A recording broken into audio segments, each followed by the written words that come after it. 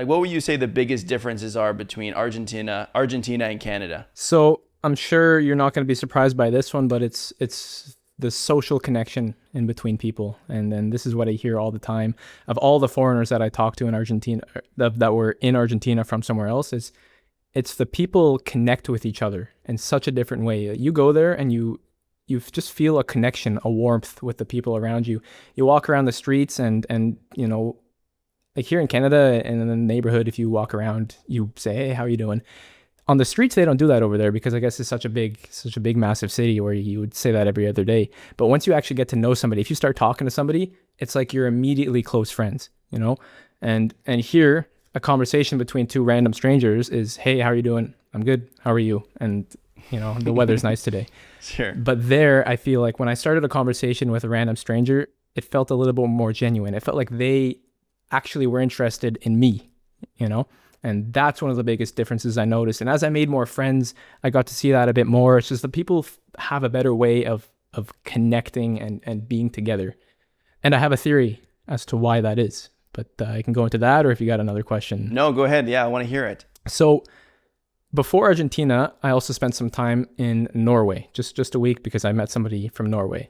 And the person I met there told me that the Norwegians are very, very isolated. They're some of I think the stats are the happiest people in the world, right? Or like they had the highest, the Scandinavians, right? But they're all very isolated. And I saw that when I was taking the buses around, when I was walking around the Oslo, which is where I went, I could see people were, you know, had headphones just to themselves. And the only time that they would actually get connected is on Friday night when everybody's drinking and they go to the bars. And that's what I was told, and that's what I experienced there. In Argentina, it's the complete opposite. Everybody is connected together. Everybody is wanting to help each other in any way possible.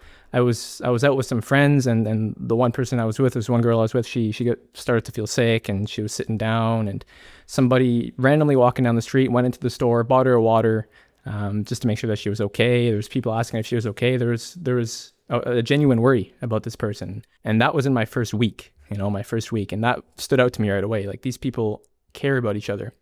And my theory is because in Argentina and a lot of South America, the governments haven't necessarily functioned the best. And that's obviously why there's a little bit more, the economies aren't as good. You have a lot more poor people. Where in Norway or in Scandinavia, especially in Norway, the governments have actually functioned pretty well. They've handled their resources really well. Like the oil there, they've done a very good job with their oil, and they have it reinvesting back into the retirement fund and all that fun stuff. And to me, I think the people there rely a lot less on each other because the government has kind of been there for them and hasn't screwed them over. Right. Where in South America, where there's been a lot more corruption and there hasn't been as good of a situation, obviously things are okay, but not as good as other places. The people have had to turn to each other. And the people actually want to help out their neighbor because they have to, and they don't have anybody else to kind of stand up for them. And that's kind of my theory that it developed over time. And to me, I see that, I see that's why there's bigger connections in the poorer countries versus where the richer countries, the people aren't as reliant on each other. Yeah, that's a really good point. I've thought about that in a similar way. I mean, it's tricky too, because like you can see what a culture is like today in Canada or in Argentina, but then trying to identify how it became that way gets a little bit harder because, how much of the culture in Argentina is built out of necessity, that people need to look after each other because of economic limitations, and how much of it is that's something that they just value in the culture. Right.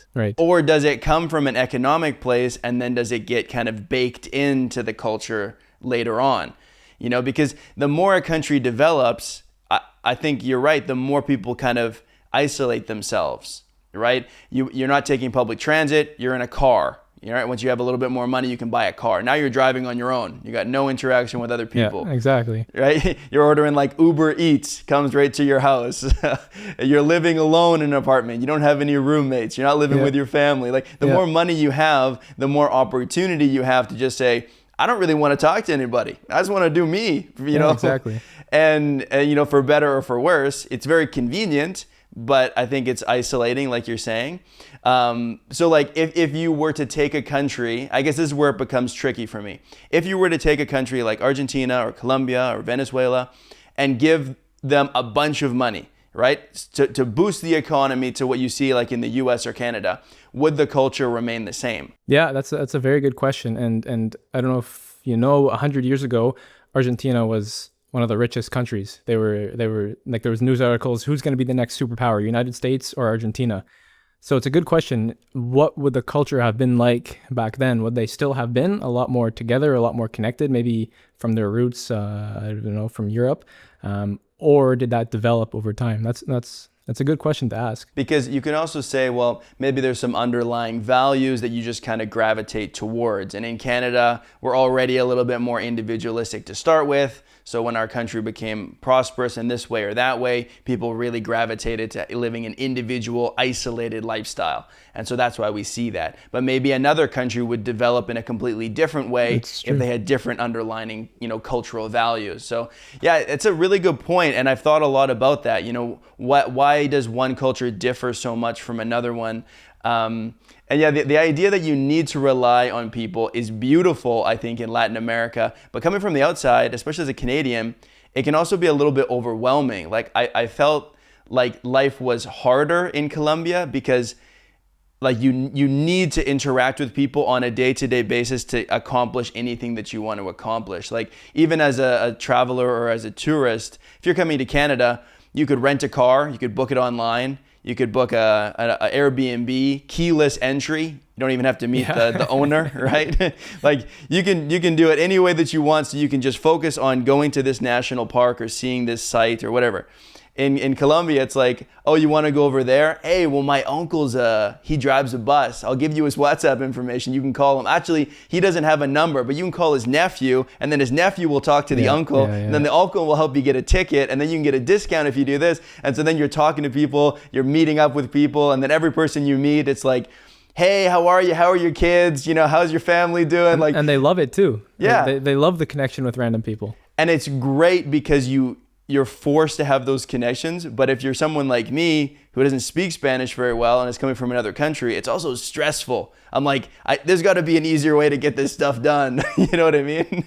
Do you go down there for those the stressful situations? Do you go down there to be exposed to that chaos? I mean, it comes with it, right? I think that nobody goes to another country because it's easy. I mean, I guess people do if they do like a 2-week vacation in Cancun or something. But like, if you want to do like extended trips, like you've done, you don't do it because it's easy.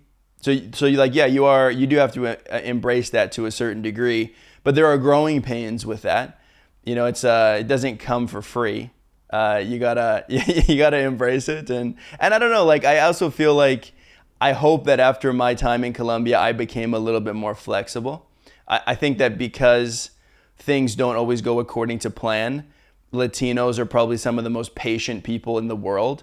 Like they just deal with things, this doesn't work, that doesn't work. No worries, we'll figure it out. It's all good. So I hope that rubbed off on me a little bit because I think I can be a little bit rigid and stuck in my ways as well. I mean, how was that experience for you? Was that something that was already within your kind of personality and your background, or was that something that you learned in Argentina? It's absolutely something that I learned in Argentina. And what I've come to realize is every country, every culture has their things that they're good at. And the more you get to see, the more you should adapt and learn the things that other people are really good at. Yeah. For example, the Germans are very good at working and being organized and all that fun stuff.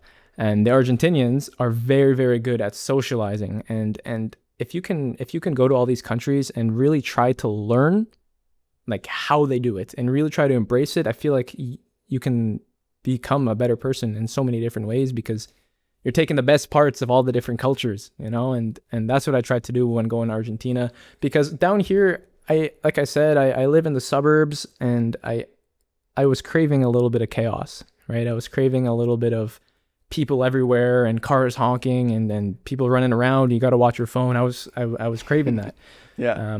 So for me going down there, I didn't mind I didn't mind the chaos. I didn't mind having to talk to a whole bunch of different people. It was opportunities to learn Spanish. It was opportunities to learn, how to live your life without as much abundance as, other people might have.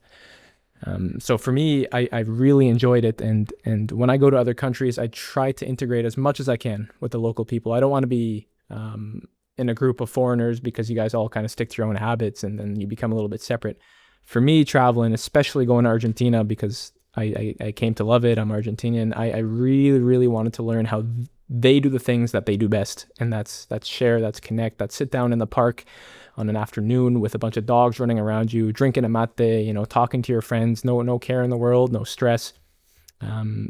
That's what I really, really wanted to take home, and then blend it in with the better side, where I can actually sit down, work, make money, and then be a little bit more organized and less chaotic. Sure. I met a German guy down there. His name's Freddie. Shout out to Freddie. Great guy. He said something amazing. He said to him, the biggest difference was the Germans live for the future. They live working for the future, making sure that everything in the future is going to be okay. The Argentinians live like there is no future. They live like today is their last day. And when he said that, it was so true to me. Like, yeah, absolutely. They live like, today's the day that, I want to do everything I want to do. And those are the things that I want to take the best of both worlds. Or all the worlds,